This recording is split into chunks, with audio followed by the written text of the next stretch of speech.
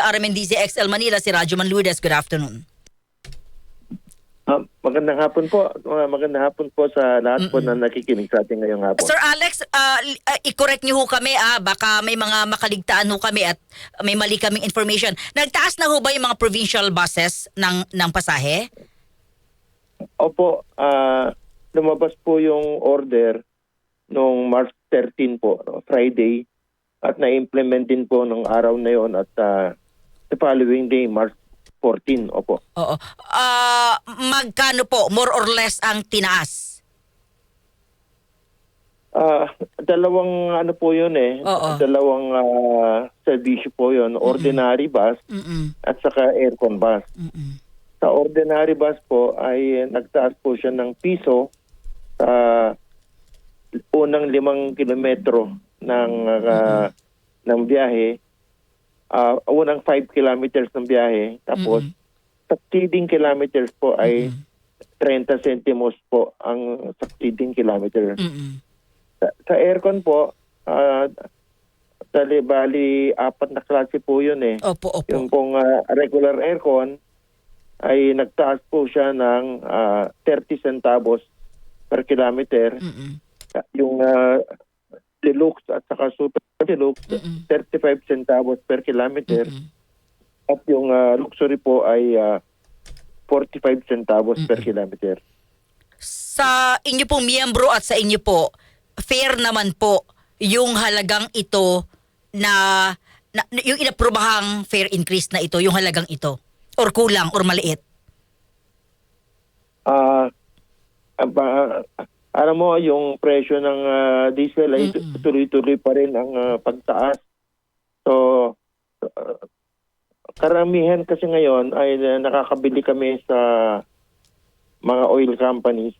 Ang presyo po ngayon ay nasa 100 pesos to 108 pesos ngayong araw na to per liter. So, sa ganung presyo ngayon na ginagamit namin, ay marami na pong mga biyahe ang nakansela dahil hindi naman po cash po yung kasi pagbayad po niyan Kapag ang biyahe po ninyo ay kulang kayo ng pasahero at aside from that po, magbabayad pa kayo ng sweldo ng tao. Road expenses po, yun ng mga toll fee po ay magbabayad din po kayo ng cash doon.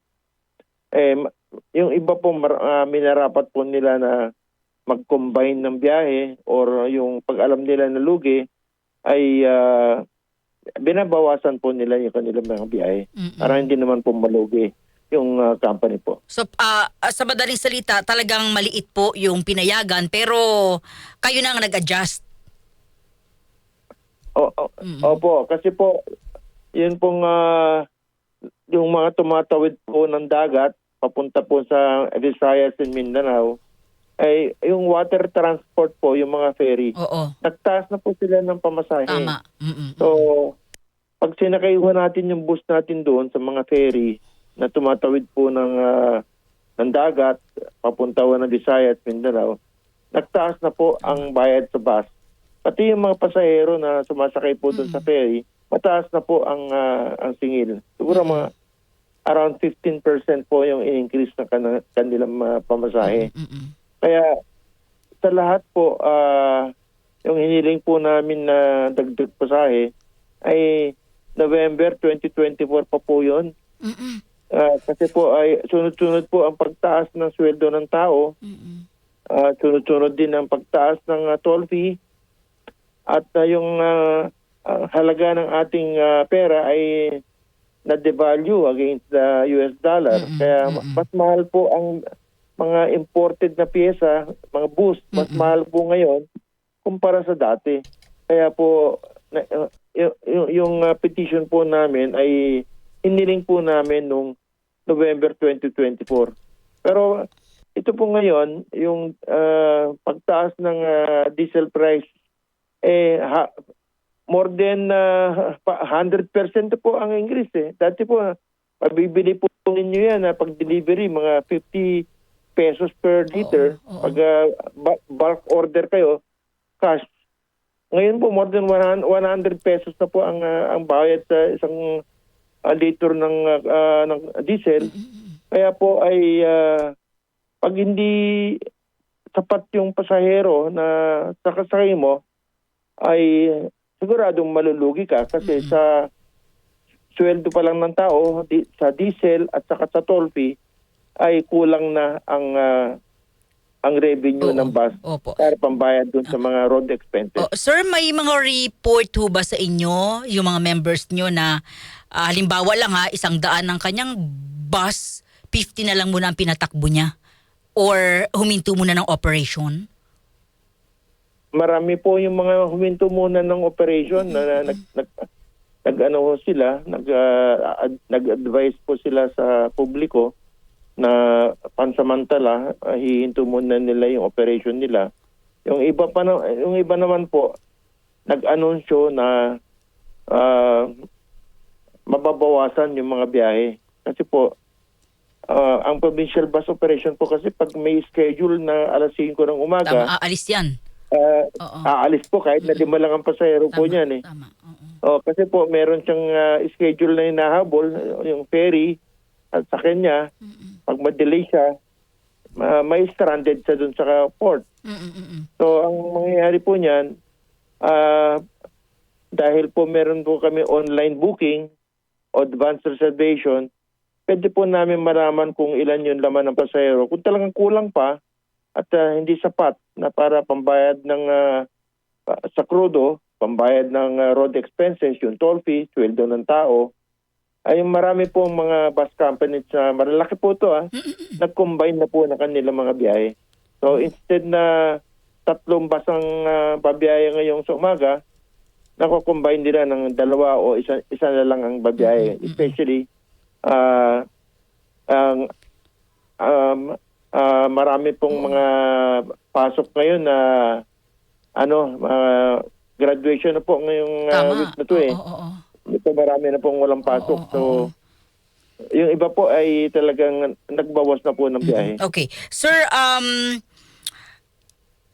yung paano ho yung yung darating po na Semana Santa? Marami na rin ho bang sa report ho sa inyo, iilan na rin lang ho ba yung mga pasahero ngayon? Hindi tulad ng dati na punuan? Napansin ho ba ng mga members niyo na parang ilan na rin lang buhay-biyahe? Tama po, mapapansin naman po natin sa kalsada pa lang po. Pag dumaan po kayo ngayon sa kalsada, ay mararamdaman ninyo na kulang na po ang mga sasakyan na dumadaan sa kalsada. At pati po yung mga rider, talagang yung mga rider makikita mo, nabawasan na rin ng mga rider. Pagdating mo sa stoplight, dati-dati napakaraming rider. Ngayon siguro ang laki nang nabawas, ang laki nang makikita mong pagbabago. So, Sir Alex, wala naman masyadong mahal yung presyo. Oo nga. Sir Alex, wala naman pong reported case na si bus company ay nagtanggal na ng mga tauhan or nagbawas na ng mga tauhan because of this crisis?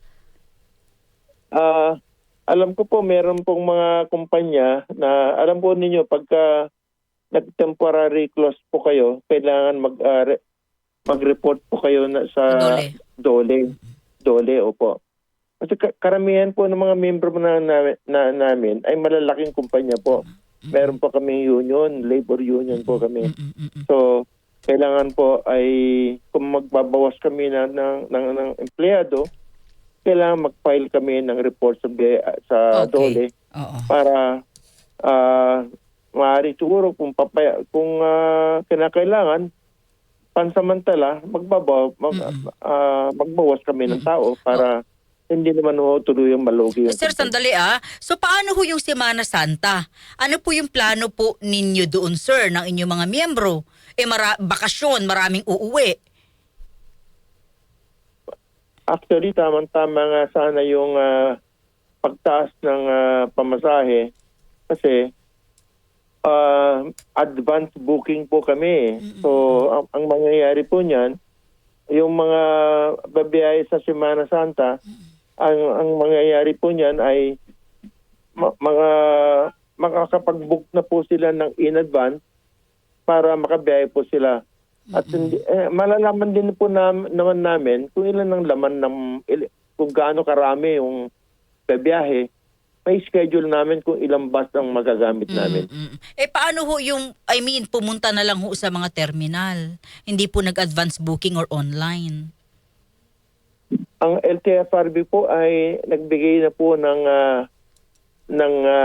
special permit para sa mga additional buses na babiyahe po sa Semana Santa. So, starting March 18 hanggang April 18, meron na po silang mga pinayagan na additional buses. Pero ito po ay kung sakali lang po na dadagsa po ang pasahero, ito magagamit po namin itong mga special permit na in-issue ng LTFRB. Okay. Sir, huli na lang po, no? Kasama ho ba kayo, no, sa magtitigil ng paniningil ng dagdag pasahe? Kasi may statement si Pangulong Marcos ngayon na tigil muna yung fare increase. O hindi kayo kasama doon? Inaantay po namin yung written memorandum po.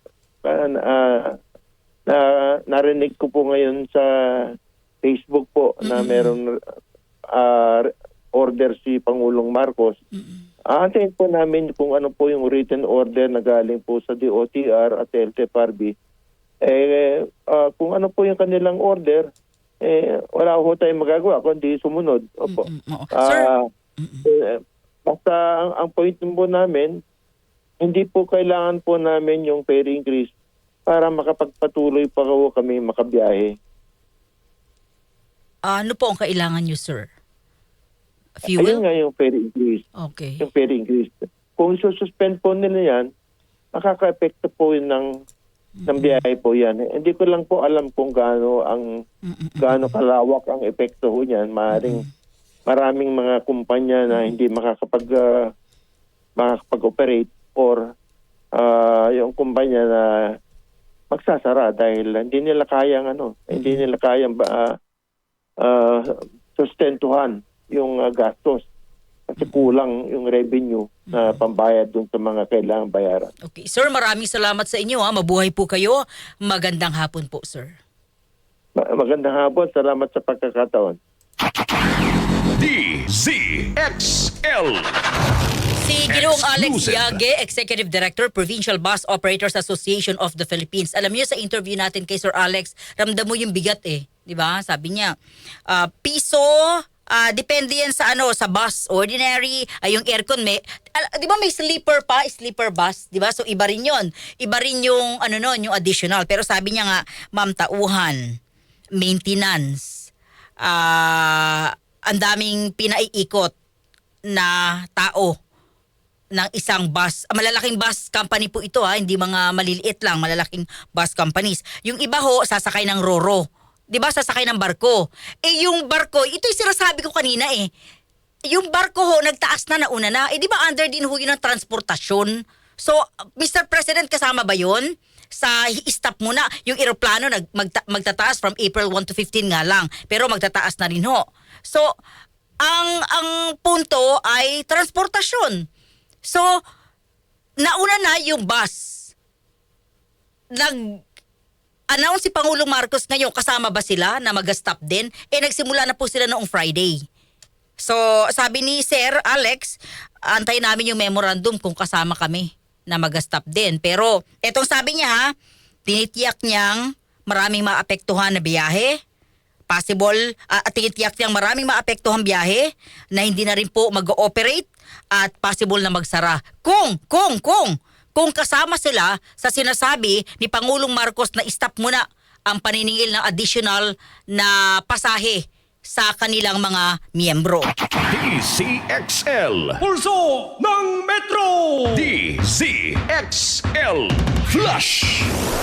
Radyo Man sa Konde Bata, Konde! Radyoman Lourdes ay inanunsyo nga ngayong hapon ni Senate President Tito Soto III dito sa plenaryo na inadapt na ng Kamara itong Senate Bill number 1982 o yung panukalang batas na nagbibigay ng authority kay Pangulong Bongbong Marcos para suspindihin pansamantala o bawasan ang excise tax sa produktong petrolyo sa gitna pa rin yan ng patuloy na pagtaas ng presyo ng petrolyo sa bansa at yung nagpapatuloy na giyera sa Middle East. At dahil dito, otomatiko na hindi na ito dadaan sa Bicameral Conference Committee at ito ituturing na enrolled bill na agad namang ipapadala sa opisina ng Pangulo para malagdaan na ng Presidente. At inaasahan na sa lalong madaling panahon ay mapipirmahan na nga ito para maipatupad na itong panukalang batas. Yan muna ang update kasama mo sa Senado, Radyo Sais. Conde Batak, Tatak RMN, DZXL 558. DZXL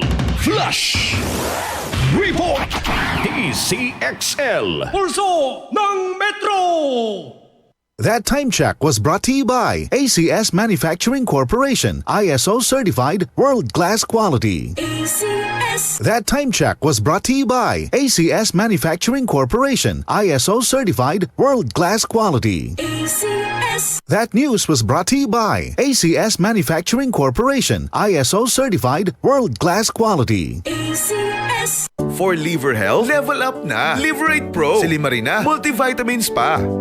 Ang Liverate Pro ay hepatic protector which may help sa kalusugan ng atay kasama ng proper diet at exercise. Maaari ring makatulong ang Liverate Pro sa treatment ng chronic inflammatory conditions tulad ng fatty liver. Liver up na! Liverate Pro! Mabibili ang Liverate Pro sa lahat ng leading drugstores nationwide. Silimarin plus multivitamins is the generic name of Liverate Pro. If symptoms persist, consult your doctor. May Silimarin, may multivitamins pa. Yan ang Liverate Pro. Tulong sa pangangalaga ng atay. Liver up na tayo with Liverate Pro. Sa panahon ngayon, kau ba'y sigurado? Kau ba'y protektado? Ang pamilya ay i-shield mo. Laban sa bakterya, i-shield mo. Laban ng pating virus, i-shield mo. Shield Bath Soap. Patay ang 99.9% of bacteria and virus tested. Bilib ang mga eksperto sa Philippine Nurses Association. Sa sakit protektado, i-shield mo. Pamilya protektado, i-shield mo. Shield Bath Soap, manufactured by ACS Manufacturing Corporation. ISO certified, world-class quality. ACS. DZXL News. Ang himpilan ng RMN. DZXL. Absuelto ho si Senador Rodante Marcoleta. Sa usapin ho ito ng may nag-donate, hindi po nadeklara sa SOSE. Absuelto siya, yung nag-donate. Yun ang kakasuhan, 3. Yan, yung mga mahilig mag-donate, mag-isip-isip na ho kayo ngayon. Absuelto si Senador Marcoleta, pero yung 3 nag-donate, yun po yung kakasuhan. 0961-630-7106. DZXL. Mga kasama, puntahan po natin ang mga balita. Representative Asidre, pinalagan ang pahayag ni Representative Tiangco na posibleng magamit sa impeachment laban kay Vice President Duterte ang mga 4 later release na pondo. Radyoman 1, Grace Mariano. Pumalag nga si Tingog Party List Representative Jude Asidre sa umano'y sinabi ni Navotas Representative Toby Chanco na posibleng magamit ang mga 4 later release o FLR na pondo para suportahan ang impeachment complaints laban kay Vice President Sara Duterte. Diyan ni Asidre, hindi totoo ang payag ni Chanco dahil walang suhulan, walang kasunduan at walang kapalit na pabor sa pagiging suporta sa impeachment ni VP Sara. Ayon kay Asidre, dinaluhan niya ang mga pagdinig ng House Committee on Justice kung saan pinakinggan niya ang mga testimonya, pinag-aralan ng mga dokumento at nakita niya na tanging ang mga ebidensya lang ang magiging batayan ng pagsuporta sa impeachment laban kay VP Sara. Bunso nito iginit ni Asidre na walang basehan at insulto sa integridad ng Kamara at talino ng mamamayan ang aligasyon na boboto ang mga kongresista kapalit ng pondo para sa kanilang mga distrito. Para kay Asidre, hindi rin patas na kalagkarin pa ni Chanco sa kanyang walang batayang kwento ang liderato ng Kamara pati si dating Speaker Representative Martin Romualdez. Dagdag pa ni Asidre, kahit kailan ay walang naging pressure, direktiba o paghikayat mula sa liderato ng Kamara para sila ay pumirma sa impeachment kapalit ng pondo o anumang pabor. Kasama mo sa Kamara, Radyoman 1, Grace Mariano, Tatak RMN, DZXL 558. Bagong opisyal ng KBP, kabilang hudyaan yung mga RMN big bosses, yung aming pong mga boss. Nanumpa na kay Pangulong Bongbong Marcos ngayong hapon. Radyo Man 5, Chanel Salazar. Pinangunahan ni Pangulong Ferdinand Marcos Jr. ang panunumpa ng mga bagong opisyal ng kapisanan ng mga broadcaster ng Pilipinas ngayong hapon dito sa Heroes Hall, Malacanang. Kabilang sa mga nanumpa ang mga opisyal ng KBP Board of Trustees na sina Chairperson Herman Basbanyo at Vice Chairperson Ike S. Canoy na miyembro ng Board of Directors ng RMN Networks. Nanumpa rin ang opisyal ng KBP Standards Authority na pinamumunuan ni Chairperson Enrico Guido O. Canoy, ang Executive Vice President at COO ng RMN Networks. Ang KBP ang samahan ng mga broadcaster sa bansa na nagtatakda ng pamantayan sa radyo at telebisyon. Tinitiyak naman ng samahan na magiging responsable, balanse at tapat ang paghahatid ng balita sa publiko. Inaasahan ding paigtingin ng bagong